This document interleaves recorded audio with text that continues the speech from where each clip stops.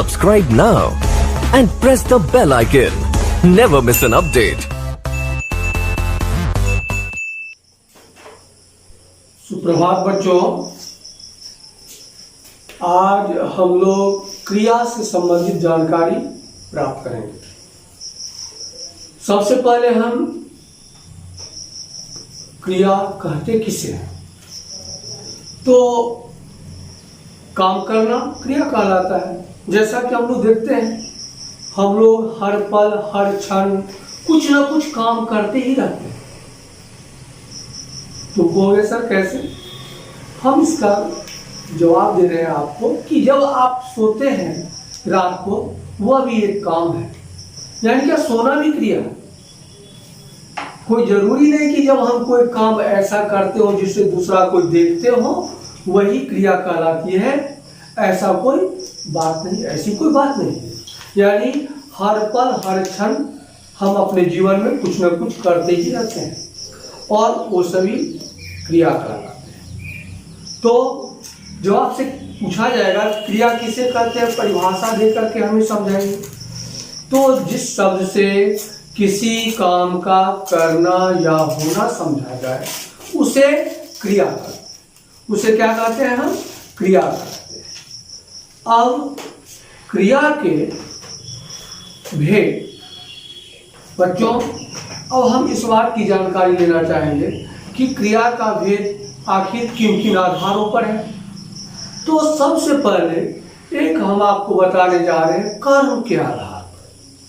क्रिया का भेद कर्म के आधार पर। दूसरा जो है वह प्रयोग कहिए या संरचना के आधार पर। तो फिर प्रयोग संरचना के आधार पर, यानी कहने का तात्पर्य है कि कर्म के आधार पर पहले आप कैसे कर सकते हैं कि क्रिया के दो भेद हैं, इसको हम समझाने जा रहे हैं। तो जब हम लोग कोई काम करते हैं तो एक काम तो स्वयं मेरे द्वारा हो रही है जिसका फल कर्ता पर ही पड़ रहा है, यानी मेरे ऊपर स्वयं पड़ता है। तो हम ऐसे क्रिया को कहेंगे अकर्मक क्रिया। यानी क्या? जिसमें कर्म न हो। अकर्मक यानी क्या? जिसमें कर्म न हो। अब जैसे मैं कहता हूं कि मैं पढ़ाता हूं, तो यहां पर मेरे द्वारा काम कौन सा हो रहा है? पढ़ाने का काम हो रहा है। मैं पढ़ाता हूं। आप देखेंगे कि यहां पर आप कहेंगे कि ये अकर्मक क्रिया है। अब है कि स्वकर्मक क्रिया किसे कहेंगे? तो स्वकर्मक क्रिया में कर्म साथ रहता है। कर्म क्या होता है? उसमें साथ रहता है। एक ऐसा भी काम होता है जिसमें वहां कर्ता की प्रधानता की जगह थोड़ा सा कर्म के ऊपर इसका प्रभाव पड़ जाता है। यानी सीधे कर्ता पर नहीं पड़ता, कर्म पर पड़ रहा है।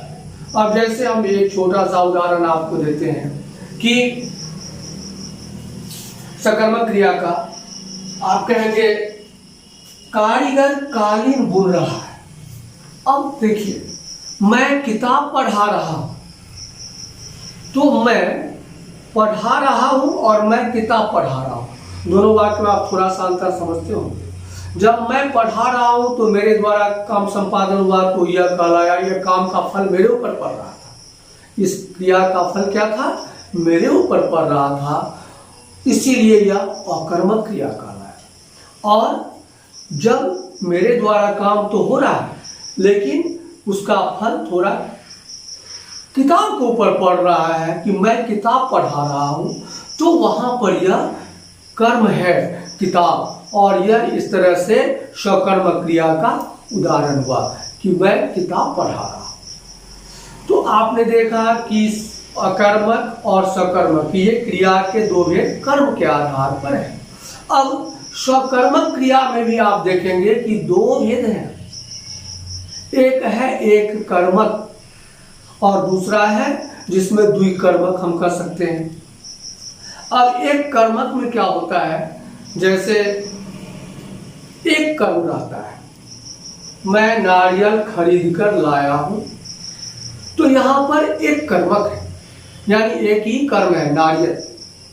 और जब हम कहते हैं कि द्विकर्मक यानी दो कर्म कैसे हैं, तो एक द्विकर्मक जो क्रिया है उसमें दो कर्म रहते हैं, जिसका उदाहरण मैं आपको देता हूं कि माँ ने बेटे को कहानी सुनाई। अब यहाँ पर आप थोड़ा गौर करेंगे कि माँ ने बेटे को, तो यहाँ पर माँ सब तो करता है और कर्म के लिए यहाँ पर एक कर्म आ गया बेटे को, और दूसरा कर्म है कहानी सुनाई। तो यहाँ पर आपने क्या देखा कि इस वाक्य में दो कर्म हैं, इसीलिए इसको द्विकर्मक क्रिया कहते हैं।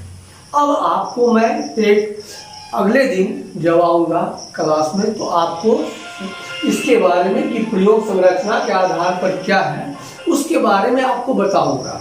आज मैं आपको जितना संक्षिप्त ज्ञान दिया क्रिया से संबंधित उसको एक बार पुनः आप और दोहरा दीजिए इसको, कि क्रिया जो शब्द किसी कार्य के करने अथवा किसी घटना के घटने, किसी व्यक्ति या वस्तु की स्थिति आदि का बोध कराते हैं वे क्रिया कहलाते हैं। क्रिया के भेद, तो क्रिया के भेद दो आधारों पर किए जाते हैं। पहला जो है वह कर्म के आधार पर और दूसरा प्रयोग संरचना के आधार पर।